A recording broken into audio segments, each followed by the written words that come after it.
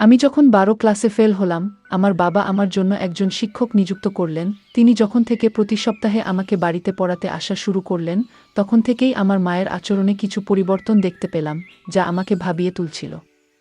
শিক্ষক প্রায় কোনো না কোনো অজুহাতে ঘরের বাইরে যেতেন। একদিন আমি আমার মাকে এবং শিক্ষকের দিকে নজর রাখছিলাম। আমার স্যার আমার মায়ের ঘরে ছিলেন, তারা অনেক হাসাহাসি করে কথা বলছিলেন। তারপর যা দেখলাম তাতে অবাক হয়ে গেলাম। একদিন যখন মা কাজের জন্য বাইরে গিয়েছিলেন, আমি বাড়িতে তখন একা ছিলাম। আমি টিউশনের জন্য প্রস্তুতি নিচ্ছিলাম। আমি একটি ছোট ফ্রক পরেছিলাম, সেই পোশাকে আমাকে অনেক সুন্দর লাগছিল। আমি আমার স্যারকে মনে মনে ভালোবাসতাম। যখন টিচার টিউশনে এলেন, তিনি আমাকে বারবার দেখতে লাগলেন। আমার শিক্ষক আমাকে পড়াচ্ছিলেন। হঠাৎ তিনি কিছু সময়ের জন্য আমাকে লক্ষ্য করে তাকালেন। তারপর মৃদু হাসি দিয়ে বললেন, তুমি তো অনেক সুন্দর, তোমার মায়ের মতোই ভালো দেখাচ্ছে। এরপর তিনি আরও বললেন, তোমার মধ্যে সত্যিই কিছু বিশেষ কিছু আছে, যা আমি খুব পছন্দ করি। এই বলে তিনি আমার কাছে এসে বসলেন। তারপর আমি পূজা, ১৭ বছর বয়সী। ছোটবেলা থেকে আমি কিছুটা শান্তশিষ্ট ও সুন্দর মেয়ে ছিলাম। গায়ের রং ছিল একদমই ফর্সা। আমার জীবনে এমন কিছু ঘটে যাবে আমি কখনো ভাবিনি, কারণ আমাকে টিউশন পড়াতে আসা স্যারের প্রেমে পড়ে যাই। কিন্তু সেই স্যার আমাকে আর মার সাথে এমন কিছু করে, যা আমরা কখনো ভাবতেও পারিনি। বন্ধুরা, আজকের গল্পটা অনেক বেশি স্পেশাল। আশা করছি তোমাদের ভালো লাগবে। গল্পগুলো ভালো লাগলে ভিডিওটি লাইক, শেয়ার এবং চ্যানেলটি সাবস্ক্রাইব করো। সাধারণত আমি কলেজে যাওয়ার কথা ছিল, কিন্তু ১২ ক্লাসের গণিতের কারণে আমার পরীক্ষার ফলাফল খারাপ হয়েছিল। অঙ্কে আমার অনেক দুর্বলতা ছিল, আর তাই আমি সেই বিষয়ে ভালো করতে পারিনি। বাবা কখনো আমার জন্য টাকা দিয়ে সাহায্য করেননি। তার কথা ছিল, তুমি নিজেই পরিশ্রম করো, তবেই তুমি কিছু অর্জন করতে পারবে।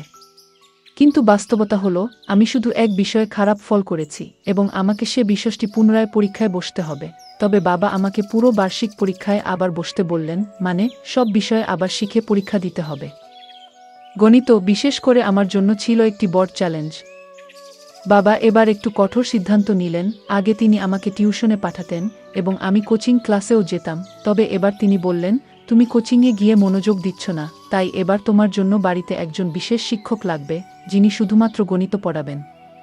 বাবার এই সিদ্ধান্ত আমাকে খুব ভালো লাগেনি, তবে আমি কিছু বলতে পারিনি। মা সবসময় বাবার সামনে কোনো কিছু বলতে ভয় পেতেন। এরপর নতুন শিক্ষককে সাহায্য নিয়ে আমি আবার মন দিয়ে পড়াশোনা শুরু করলাম। বিশেষ করে গণিতের প্রতি আমার মনোযোগ আরও বাড়ানোর চেষ্টা করলাম। আমি বাবার সিদ্ধান্তকে সঠিক মনে করতে লাগলাম। কয়েকদিনের মধ্যে আমার পড়াশোনা ও টিউশন শুরু হলো। এটি ছিল টিউশনের প্রথম দিন। স্কুল থেকে দুপুর ১২টার দিকে বাড়ি ফিরলাম, এবং মা আমাকে বললেন, একটার মধ্যে সব কিছু গুছিয়ে নাও, কারণ ২টায় তোমার টিউশন শিক্ষক আসবেন। সেদিন প্রথমবার আমি শিক্ষকের সাথে দেখা করলাম। তিনি প্রায় ৩০ বছরেরও কম বয়সী একজন যুবক। মা তাকে একটু জল দিলেন এবং তিনি জল পান করার সময় কিছুটা লজ্জিত মনে হচ্ছিলেন। সম্ভবত আমি তার প্রথম ছাত্রী ছিলাম। আমি চাইছিলাম যে আমি গণিত ভালোভাবে শিখি। প্রথম দিন শিক্ষক খুব বেশি চাপ দেননি, তাই আমি একটু স্বস্তি পেলাম। তবে শিক্ষককে দেখে মনে হয়েছিল তিনি খুবই পেশাদার এবং কিছুটা লাজুক প্রকৃতির মানুষ ছিলেন। কিছুদিন ভালোভাবেই কাটল। শিক্ষকের পাঠদান সংগঠিত ছিল, কিন্তু গণিত এখনও আমার কাছে অস্পষ্ট ছিল। টিউশনের মধ্যে মাঝে মাঝে আমি ঘুমিয়ে পড়তে শুরু করলাম। যখন শিক্ষক পানির জন্য ঘর থেকে বের হতেন, তখন হঠাৎ করে আমার ঘুম চলে আসত এবং আমি ১ থেকে ২ ঘন্টা ঘুমিয়ে থাকতাম। শিক্ষক কখনোই আমার এ বিষয়ে কিছু বলেননি বা মার কাছে অভিযোগ করেননি। আমি বুঝতে পারছিলাম যে শিক্ষক সত্যিই ভালো, কিন্তু আমার ঘুমানোর পর অন্য জায়গায় কিছু ঘটছিল যা আমার অজানাই ছিল। মা এবং শিক্ষকের মধ্যে কিছু চলছে, কিন্তু তাতে আমার দৃষ্টি পড়ছিল না। আমি কিছুই বুঝতে পারছিলাম না। আমার চোখের কিছু একটা ঘুরছিল। একদিন টিউশন চলাকালীন হঠাৎ করে আমার কাশি হতে লাগলো এবং তা বন্ধ হতে চাইছিল না। আমার কাশি করতে দেখে শিক্ষক আমার পিঠে হাত দিলেন। কাশির শব্দ মায়ের কাছে পৌঁছালে তিনি তাড়াতাড়ি জল নিয়ে এলেন। সেই সময়েও আমি শিক্ষকের উপর নজর রেখেছিলাম। মায়ের হাত থেকে পানির গ্লাস যখন শিক্ষক নিলেন, তখন তাদের হাত একসাথে লাগার মতো হলো। এটি দেখে একটু অস্বস্তি অনুভব করলাম এবং কেন জানি মায়ের উপর রাগও হচ্ছিল। তখন আমার মনে কি চলছে তা আমি নিজেই বুঝতে পারছিলাম না। পরবর্তীতে শিক্ষক আমাকে নিজের হাত দিয়ে পানি দিলেন। তিনি আমার কাছাকাছি আসছিলেন এবং আমার মধ্যে এক অদ্ভুত অনুভূতি শুরু হলো। এই অনুভূতিগুলি কি তা আমি জানি না, সে সময় আমি এটি ঠিকভাবে বুঝতে পারিনি। পরের দিন স্কুলে গিয়ে বিরতির সময় আমার দেখা হয় আমার বন্ধু তানিয়ার সঙ্গে। তানিয়া আমার পুরনো বন্ধু এবং আমরা দুজনেই 1-2 ক্লাস পর্যন্ত একসাথে পড়েছি। সে আমার মতো ফেল করেনি, তাই কলেজে ভর্তি হয়েছে। সেদিন আমি তানিয়াকে একটি ছেলের সাথে দেখলাম। আমি জিজ্ঞেস করলাম, তুমি সবসময় এই ছেলের সাথে সময় কাটাও কেন? সে উত্তর দিল, এটা আমার বয়ফ্রেন্ড। তার উত্তর শুনে আমি তাকে বোঝাতে লাগলাম, তানিয়া, এত কম বয়সে এসব তোমার জন্য ঠিক নয়। প্রেমের জন্য হয়তো এখনো সময় রয়েছে। তখন তানিয়া হেসে বলল, পূজা, কলেজ লাইফ তো এসব করার জন্য, কলেজে যাওয়া মানেই এরকম কিছু। আমি যদিও কলেজে ছিলাম না, তবুও মনে হতে লাগলো যে বয়ফ্রেন্ড থাকা জরুরি। তানিয়া বলল, দেখো, কলেজে প্রায় সব মেয়েরই বয়ফ্রেন্ড আছে। তুমি এখনো স্কুলে, তাই হয়তো বয়ফ্রেন্ড গার্লফ্রেন্ড সম্পর্কের ব্যাপারে তোমার ধারণা খুব স্পষ্ট নয়। আমি বুঝানোর চেষ্টা করছিলাম যে এটি সঠিক নয়, কিন্তু এর মধ্যে সে হেসে বলল, তাহলে কি তোমারও কোনো বয়ফ্রেন্ড আছে? তার এই প্রশ্নে কিছুটা বিব্রত হয়ে আমি বললাম, না। আমার কিছুটা ধীরতা দেখে তানিয়া বলল, পূজা, তুমি 12 ক্লাসে পড়ছো বটে, কিন্তু তা বলে তোমার বয়স তো আমার সমান। যদি তোমারও কারো সাথে বন্ধুত্ব করার ইচ্ছা থাকে, তাহলে মনে রাখবে, এটা শুধু কলেজের জন্য নয়। যদি কাউকে ভালো লাগে, তবে তার সাথে কিছু সময় কাটাতে ভয় পাবে না। তানিয়ার কথাগুলো আমাকে ভাবাতে লাগলো। মনে হলো, যদিও আমি কলেজে নেই, তবুও আমার বয়স এমন যে আমি এসব অভিজ্ঞতা নিতে পারি। সে তখন বলল, যদি তোমার কারো সাথে বন্ধুত্ব করতে হয়, তাহলে আমি তোমাকে আমার বয়ফ্রেন্ডের এক বন্ধুর সাথে পরিচয় করিয়ে দিতে পারি। আমি সঙ্গে সঙ্গে জানিয়ে দিলাম, না, আমি তাতে প্রস্তুত নই। কারণ আমার বয়সের ছেলেদের প্রতি আমার বিশেষ আগ্রহ ছিল না। গত কিছুদিন ধরে আমার নজর কেবল আমার টিউশন টিচারের প্রতি ছিল। কখনো কখনো অনিচ্ছাকৃতভাবে টিচারের হাত আমাকে স্পর্শ করলে এক ধরনের অনুভূতি আমার মনে জেগে উঠত। তানিয়ার সাথে কথা বলে আমি বুঝতে পারলাম, যখন কাউকে ভালোবাসা হয়, তখন এ ধরনের অনুভূতি হতে পারে। এখন আমি বুঝতে পারলাম যে আমার টিচার আমাকে ভালো লাগছে, আর তাদের বয়সের বিষয়টি আমার কাছে অপ্রধান হয়ে পড়ে। আমি সিদ্ধান্ত নিয়েছিলাম, শীঘ্রই আমি আমার অনুভূতি আমার টিচারের সাথে শেয়ার করব। আমি নিশ্চিত ছিলাম যে সে আমার প্রস্তাব নাকচ করবেন না, কারণ আমার সৌন্দর্য বিশেষভাবে আকর্ষণীয়। সেদিন যখন আমি স্কুল থেকে বাড়ি ফিরলাম, মায়ের কিছু বলার আগেই আমি টিউশনে যাওয়ার জন্য প্রস্তুত হয়ে গেলাম। আমাকে তাড়াতাড়ি প্রস্তুত দেখে মা আমাকে প্রশংসা করে বললেন, আজ তো তুমি দারুণ প্রস্তুতি নিয়ে এসেছো। মা জানতেন না আমি কেন এত তাড়াহুড়ো করেছিলাম। কিছুক্ষণ পরে টিচার যখন আমার বাড়িতে এলেন, আমি শুধু তার দিকে তাকিয়েছিলাম। যখন স্যার আমাকে পড়াচ্ছিলেন, তখন আমার মন পড়ার দিকে ছিল না, বরং আমি তার দিকে মনোযোগী ছিলাম। হঠাৎ তার দৃষ্টি আমার দিকে পড়লে আমি তৎক্ষণাৎ অন্যদিকে তাকিয়ে গেলাম। টিচার বললেন, আমি একটু পানি পান করতে যাচ্ছি, তুমি এই প্রশ্নটার সমাধান করো। আমি মাথা নেড়ে সম্মতি জানালাম, কিন্তু আমার মন পড়ার উপর ছিল না, বরং আমার ক্রাশের দিকে। আমি তাকে মনে মনে ভালোবাসতে শুরু করছিলাম, কিন্তু আমি জানি না এই কথাটা তাকে জানাবো কিভাবে। কিছু সময় পর আমি আবার বিশ্রাম নিতে যাচ্ছিলাম। আমার খুব ঘুম পাচ্ছিল, কিন্তু নিজেকে জাগিয়ে রাখলাম। অনেক সময় পার হয়ে গেল এবং টিচার ফিরে আসলেন না। তাকে ডাকতে বাইরে গেলে দেখলাম সে হলরুমে মায়ের সাথে বসে আছেন। আমার টিচার মায়ের কাঁধে হাত রেখে গল্প করছিলেন, যা আমার কাছে একটু অদ্ভুত লাগলো। আমাকে দেখেই সে মায়ের থেকে কিছুটা দূরে সরে গিয়ে বললেন, আমার একটু অলস লাগছে, তাই আমি তোমার মাকে বলেছিলাম আমার জন্য চা বানাতে। আমি মাথা নেড়ে কিছু বললাম না। মা বললেন, ঠিক আছে, আমি চা বানিয়ে নিয়ে আসছি। এই সময়ে তুমি পূজার টিউশন চালিয়ে যাও, আমি চা তোমার ঘরে নিয়ে আসব। টিচার আমার সাথে ফিরে ঘরে এলে আমি তার পাশে বসে কিছু গণিতের প্রশ্ন জিজ্ঞেস করতে লাগলাম। আসলে আমি কিছুই বুঝছিলাম না, কিন্তু ইচ্ছাকৃতভাবে বারবার তার কাছে প্রশ্ন করছিলাম। পড়ানোর সময় টিচার আমাকে একটি সংখ্যা লেখার জন্য বললেন, কিন্তু আমি ভুলবশত সেই সংখ্যা উল্টো লিখে ফেললাম। টিচার ভাবলেন আমি ভালো করে লিখতে পারছি না, তাই তিনি আমার হাত ধরলেন এবং আমাকে সঠিকভাবে লিখতে শেখানোর চেষ্টা করলেন। সে যখন আমার হাত ধরেছিল এবং লেখার পদ্ধতি বুঝাচ্ছিলেন, তখন আমার মনে এক অদ্ভুত খুশির অনুভূতি হচ্ছিল। আমার প্রিয় ব্যক্তি আমার খুব কাছাকাছি ছিলেন এবং আমি তার দিকে হাসি মুখে তাকিয়েছিলাম। তখনই মা চা নিয়ে ঘরে এলো। মা দেখা মাত্রই টিচার আমার থেকে একটু দূরে সরে গেলেন, যেন মা তাকে শাসন করার জন্য এগিয়ে আসছেন। আমি মা এবং টিচারের সম্পর্কের দিকে বেশি লক্ষ্য করছিলাম না, আমার মন ছিল একমাত্র টিচারের দিকে। ভাবছিলাম কিভাবে তাকে আরও বেশি আকৃষ্ট করতে পারবো, কিভাবে আমি তাকে আমার মনের কথা বলতে পারবো। পরের দিন টিউশনের মাঝে টিচার আবার পানি খাওয়ার জন্য বেরিয়ে গেলেন। অনেক সময় হয়ে গেছে, কিন্তু টিচার ফিরে আসছিলেন না, তাকে খুঁজতে আমি ঘর থেকে বেরিয়ে গেলাম। সেই দিন তারা হোলরুমে নেই। মনে মনে ভাবতে লাগলাম, তারা আবার কোথায় গেল। আমি মায়ের ঘর থেকে কথাবার্তার শব্দ শুনতে পেলাম। আমি ধীরে ধীরে মায়ের ঘরের কাছে গেলাম এবং দেখলাম দরজা একটু খোলা। দেখলাম টিচার মায়ের সঙ্গে সেখানে বসে আছেন এবং তারা একে অপরের খুব কাছে। টিচারের একটি হাত মার কাঁধে ছিল। এই দৃশ্য দেখে আমি অত্যন্ত হতবাক হলাম, কারণ আমি দেখলাম আমার মা আমার পছন্দের ব্যক্তির সাথে সময় কাটাচ্ছেন। সেই মুহূর্তে আমার মন ভরে গেল রাগে। আমি দ্রুত কিচেন থেকে একটি কাচের গ্লাসে জল নিয়ে এসে মার ঘরের সামনে গ্লাসটি জোরে ফেলে দিলাম। ওই শব্দে তারা দুজনেই তৎক্ষণাৎ বাইরে এসে পড়লেন। মাকে দেখার পর আমি বললাম, বিপত্তি হয়ে গেছে, গ্লাসটি হাত থেকে পিছলে গেছে। কিন্তু টিচার উল্টো প্রশ্ন করে বললেন, তুমি এখানে কি করছো? আমি সোজাসুজি তাদের দিকে তাকালাম। টিচার আমাকে বললেন, তোমার মায়ের মোবাইলের সমস্যা দেখা দিয়েছিল, তাই তোমার মা আমাকে এখানে ডেকেছিলেন। তার ভয়ে ভয়ে কথা বলার ধরন যা বুঝিয়ে দিল যে তাদের মধ্যে এক বিশেষ সম্পর্ক ছিল, যা আমার কাছ থেকে আমার মা আর আমার স্যার লুকাতে চাচ্ছে। কিন্তু আমি তো মার মেয়ে, এবং আমি জানতাম যে আমি আমার মায়ের থেকে বেশি তরুণ ছিলাম। টিচার অবশ্যই আমার প্রতি আকৃষ্ট হতে বাধ্য ছিল। এখন আমার পরিকল্পনা ছিল কিভাবে টিচারকে আকর্ষণ করব। সেই দিন কিছু করতে পারলাম না, কারণ টিউশনের সময় শেষ হয়ে গেল। কিন্তু আগামী দিনে আমি নিশ্চয়ই কিছু করার চেষ্টা করব। একদিন যখন আমি টিউশনের জন্য প্রস্তুতি নিচ্ছিলাম, আমি একটি ছোট ফ্রক পরেছিলাম। সেই পোশাকে আমাকে অনেক সুন্দর লাগছিল, আর আমি একটু হালকা করে সেজেছিলাম। যখন টিচার টিউশনে এলেন, তিনি আমাকে বারবার দেখতে লাগলেন। পড়াশোনা শুরু হলে কথার মধ্যে আমি তার হাত আমার পায়ের কাছে রাখলাম। এরপর বেশ কিছু সময় ধরে টিচার তার হাত আমার পায়ের কাছ থেকে সরালেন না। এতে বুঝতে পারছিলাম যে তিনি ক্রমশ আমার প্রতি আকৃষ্ট হচ্ছেন। সেদিন সময় কেটে গেল, কিন্তু প্রতিদিনের মতো টিচার পানি খেতে বা অন্য কোনো কারণে ঘর থেকে বেরিয়ে যাননি। বরং তিনি আমাকে হাত ধরে পড়াতে লাগলেন এবং মাঝে মধ্যে আমার দিকে তাকাচ্ছিলেন। এটি আমার কাছে খুব ভালো লাগছিল। হঠাৎ করে মা এসে যান। যখন তিনি দেখলেন টিচার আমার হাত ধরে পড়াচ্ছেন, তার চোখ বড় হয়ে গেল। মা চায়ের প্রসঙ্গে টিচারকে সেই ঘর থেকে বাইরে নিয়ে গেলেন। আমি স্বভাবতই টিচারের পেছনে চলে গেলাম। টিচার সরাসরি মায়ের ঘরে না গিয়ে বাইরে হলের একটি কোণে বসে থাকলেন।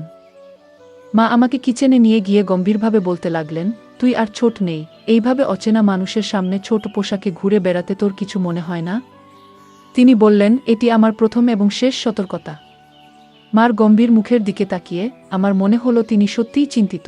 আমি চেষ্টা করছিলাম যে তিনি সতী সাবিত্রী যেভাবে থাকেন, কিন্তু তার বিয়ে হয়ে গেলেও তিনি একজন যুবকের সাথে সময় কাটাচ্ছেন। আমি তখন এমন পোশাক পরেছিলাম যা মায়ের কাছে অশালীন লেগেছিল। যখন আমি কিছু বলতে যাচ্ছিলাম, ঠিক তখনই বাইরে থেকে বাবা ডাকলেন। সেদিন বাবা আগে বাড়ি এসেছিলেন। বাবার ডাক শোনার পর মা এক গ্লাস জল নিয়ে বাইরে চলে গেলেন। সেদিন রাতের ঘটনাগুলি আর কেউ জানত না। ঘুমানোর আগে আমি মায়ের কাছে ক্ষমা চাইলাম এবং বললাম, মা, আমি ভবিষ্যতে স্যারের সামনে এমন কিছু করব না। পরের দিন টিউশনের সময় আসার আগে মা বাজারে যাওয়ার জন্য বেরিয়ে গেলেন। আমি রাতের ক্ষমা চাওয়ার মাধ্যমে মায়ের বিশ্বাস অর্জন করতে চেয়েছিলাম যে আমি আর স্যারের সামনে এমন আচরণ করব না। সাধারণত রবিবারে বাজার হয় এবং মা সবসময় বাজারে যেতেন। আমি ভাবলাম, যদি মা আমার এবং স্যারের মধ্যে কিছু সন্দেহ করেন, তবে তিনি বাজারে যাবেন না। তাই আমি আগে থেকেই তাকে সঠিকভাবে বোঝানোর চেষ্টা করলাম, যাতে তার মনে এর সন্দেহ দূর হয় এবং যেন বাজারে চলে যান। মা বাজারে চলে যাওয়ার পর আমি এবং স্যার বাড়িতে একা ছিলাম। তখন অচিরেই টিচার আমার হাত ধরে আমাকে গণিত পড়াতে শুরু করলেন। তিনি বললেন, আমি জানি তুমি ইচ্ছা করে গণিতে ভুল লিখছিলে, যাতে আমি তোমার হাত ধরতে পারি। তার কথা শুনে আমি হাসতে লাগলাম। তারপর তিনি বললেন, পূজা, তুমি খুব সুন্দর। কি তোমার ধারণা আমি তোমার দিকে নজর দিইনি? তিনি বললেন, আমি তোমাকে একটা কথা বলতে চাই। তুমি তোমার বয়সের তুলনায় অনেক বেশি সুন্দর। এটি সেই সময় যখন প্রেমের কথা বলার জন্য প্রস্তুত হওয়া উচিত। তবে তুমি কেন নিজেকে আটকে রেখেছ? স্যারের কথাগুলো শুনে আমি হাসি চাপতে পারলাম না, কারণ যেটা আমি চাইছিলাম সেটাই তার মুখ থেকে বেরিয়ে এলো। স্যার বললেন, আমি তোমার প্রতি ভালোবাসা অনুভব করি। তিনি আমাকে আলতো করে হাত ধরলেন। আমি জিজ্ঞেস করলাম, স্যার, কি সত্যিই আপনি আমার প্রতি প্রেম অনুভব করেন? আমিও আপনাকে ভালোবাসি।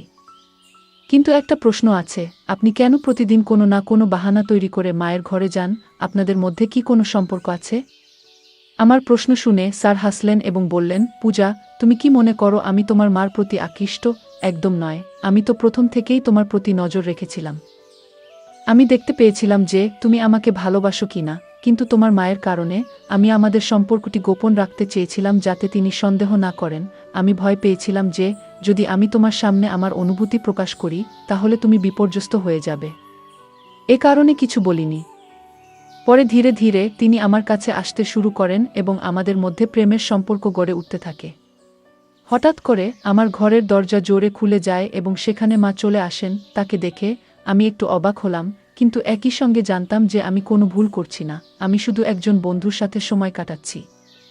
মা আমার কাছাকাছি এসে স্যারকে দূরে সরিয়ে দিলেন এবং বললেন, ভালো হয়েছে আমি যদি মোবাইলের দিকে নজর না দিতাম তাহলে হয়তো তোমার এবং এই মানুষের সত্য আমার সামনে এসে যেত না। ব্যাগে মোবাইল না থাকার কারণে আমাকে আবার বাড়িতে ফিরতে হলো। প্রিয়া, এত কম বয়সে তোমার, আমি জানি আমি গতকালই তোমাকে সতর্ক করেছিলাম, কিন্তু আজকে তুমি আবার সেই অবস্থায় পৌঁছে গেছো।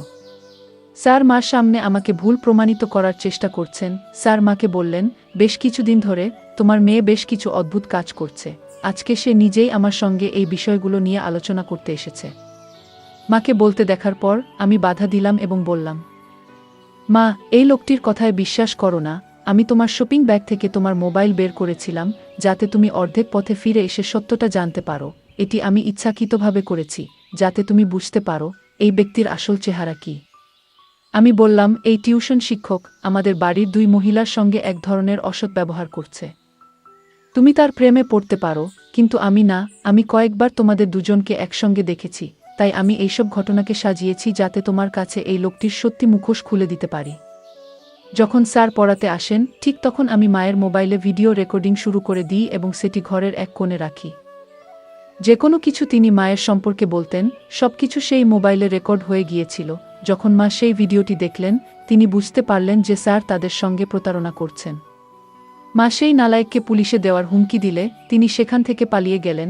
এরপর মা বললেন, পূজা, আমি অনেক ভুল করেছি, আমি জানি, কিন্তু আমি কি করব?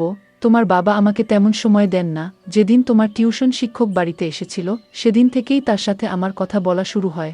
তখন আমি মনে করেছিলাম সে আমার মন বুঝতে শুরু করেছে। তার মিষ্টি কথায় আমি এমনভাবে আবদ্ধ হয়ে পড়েছিলাম যে তার স্বার্থপর প্রেমকে আমি সত্যিকারের মনে করতে শুরু করেছিলাম। আমি তো এতটাই তার প্রেমে মজেছিলাম যে তোমার কথা পর্যন্ত ভুলে গিয়েছিলাম। মা আরও বললেন, আমি সেই নালায়েকের সাথে বিয়ে করার কথা ভাবছিলাম, কিন্তু জানতাম না যে তার তোমার প্রতি এমনই ভিন্ন দৃষ্টি রয়েছে। সে আমার সাথে প্রেমের নাটক করে, কিন্তু তোমার সাথেও সময় কাটানোর চেষ্টা করছিল, এটি আমি বুঝতে পারিনি। তোমার বাবা সব কিছু করেন, যখন আমি যা কিছু চাই তা দেন, কিন্তু শুধু অর্থ দিয়ে একটি সম্পর্ক চলে না। ভালোবাসা ও মত বিনিময় প্রয়োজন, কিন্তু আমাদের মধ্যে তো এসব কিছুই ছিল না। এই কারণে যখন আমাকে অন্য একজনের কাছ থেকে একটু ভালোবাসা পেলাম আমি তাতেই তা ভাসিয়ে দিলাম। আমি সত্যি খুব বড় একটি ভুল করেছি মা। যে ভুল বুঝতে পেরেছিলেন আমিও স্যারের প্রেমে পাগল হয়ে পড়ছিলাম, কারণ আমার বন্ধুরা তানিয়া আমাকে নেতিবাচক বিষয়গুলো সম্পর্কে ভালোভাবে শিক্ষা দিয়েছিল। তানিয়া আমাকে প্রেমের প্রকৃতি সম্পর্কে জানিয়েছিল। কিছুদিন পর সে আমাকে তার ব্রেকআপের গল্প শুনিয়েছিল, যেখানে তার আগের প্রেমিক মিষ্টি কথাবার্তার মাধ্যমে তার কাছে নেতিবাচক আচরণ করেছে এবং পরে সমস্ত সম্পর্ক ছিন্ন করে ফেলে। যে মেয়ে আমাকে প্রেমের অর্থ বোঝালো সেই মেয়ে আমাকে প্রেম এবং প্রতারণার মধ্যে পার্থক্য বোঝাতে সাহায্য করেছিল। তানিয়া যা জানিয়েছিল তা শুনে আমি সতর্ক হয়ে উঠলাম এবং এই কারণে আমি মা এবং নিজেকে ওই নালাজ টিউটরের নজর থেকে রক্ষা করতে পারলাম। ওই ঘটনায় মা আমার সঙ্গে প্রতিজ্ঞা করেছিলেন যে তিনি আর কাউকেই তার অনুভূতি শেয়ার করবেন না। আমিও ঠিক করেছি যে আমি কাউকে অপ্রয়োজনীয় বিষয়গুলোতে জড়িয়ে পড়ব না। আমি মনোযোগ দিয়ে পড়াশোনা করব এবং বাবার স্বপ্ন পূরণ করব। প্রিয় বন্ধুরা, এটা মনে রাখা জরুরি যে জীবনের একজন সঙ্গীর ভালোবাসা কেবল অর্থের উপর নির্ভর করে না। সময়মতো সঙ্গীকে সময় দেওয়া এবং তাদের অনুভূতিগুলো বোঝা জীবনের একটি মৌলিক প্রয়োজন। প্রত্যেক সঙ্গীকে এটি বুঝতে হবে, নইলে যদি হঠাৎ কোনো তৃতীয় ব্যক্তি সামনে আপনার অনুভূতি প্রকাশ করেন তাহলে ওই ব্যক্তি এটি সুবর্ণ সুযোগ হিসেবে নিতে পারে। ভালোবাসা পাওয়ার জন্য কিছু কথা বলাটা গুরুত্বপূর্ণ, কিন্তু এটি কোনো যুদ্ধ নয়, বরং সঙ্গীর প্রতি সত্যিকারের ভালোবাসা। যে কোনো পরিস্থিতিতেই ভালোবাসা তাদের কাছেই প্রকাশ করতে হয়। জীবনে অনেক সময় আমরা সহজে মানুষের কথায় বিশ্বাস করে ফেলি, কিন্তু গুরুত্বপূর্ণ যে আমরা সবসময় সতর্ক থাকতে পারি। যে ব্যক্তি আমাদের খুব কাছে আসতে চায় তার উদ্দেশ্য কী তা বোঝা অত্যন্ত জরুরি। ভালোবাসা শুধু মিষ্টি কথায় বা বাহ্যিক আচরণে নয়। বরং এটি ভিত্তি করে একে অপরের প্রতি বিশ্বাস, শ্রদ্ধা এবং আন্তরিকতার উপর। ভালোবাসা কখনো প্রতারণার মতো হতে পারে না, আর সম্পর্কের মধ্যে সৎ ও খোলামেলা থাকা উচিত। যে কোনো পরিস্থিতিতেই নিজের সম্মান এবং আত্মমর্যাদা রক্ষা করা অত্যন্ত গুরুত্বপূর্ণ। কখনো এমন কোনো পরিস্থিতি তৈরি হলে যেখানে আমাদের সম্মান বা নিরাপত্তা হুমকির মুখে পড়বে, তখন তা থেকে বের হয়ে আসতে হবে। এখানে স্যারের আচরণ ছিল প্রতারণামূলক, তবে মা প্রথমে তা বুঝতে পারেননি। গল্পটি আমাদের শেখায়, প্রেম এবং সম্পর্কের মধ্যে স্পষ্ট পার্থক্য থাকা উচিত। ভালোবাসা কখনো কারো দুর্বলতা বা অপব্যবহার করে না, তা একে অপরের সম্মান ও সহযোগিতা ভিত্তি করে গড়ে ওঠে। কখনো যদি কোনো সম্পর্কের মধ্যে একতরফা কিছু ঘটে, তবে সেটি প্রেম নয় বরং প্রতারণা। গল্পের শেষে মা ও পূজা একসঙ্গে সিদ্ধান্ত নিয়েছিল যে তারা আর কাউকেই নিজেদের জীবনে সময় দিতে বা তাদের অনুভূতিতে জায়গা দিতে চাইবে না, যারা তাদের নিরাপত্তা বা মনের শান্তিকে ক্ষতিগ্রস্ত করতে পারে। এই সিদ্ধান্ত তাদের জীবনে ইতিবাচক পরিবর্তন আনতে সাহায্য করেছিল। নেতিবাচক পরিস্থিতি থেকেই মানুষ অনেক কিছু শিখে, আর তার থেকে উপযুক্ত সিদ্ধান্ত নিয়ে নিজেদের জীবনকে সুন্দর করে তুলতে পারে। বন্ধুরা, যদি এই গল্পটি ভালো লেগে থাকে তাহলে দয়া করে ভিডিওটি লাইক করুন এবং আমাদের চ্যানেলটি সাবস্ক্রাইব করুন। পাশে থাকা বেল আইকনটি প্রেস করুন, যাতে করে আমরা যখনই নতুন ভিডিও আপলোড করি তার নোটিফিকেশন সবার আগে আপনার কাছে পৌঁছে যায়। ধন্যবাদ। দেখা হবে আমাদের পরবর্তী ভিডিওতে।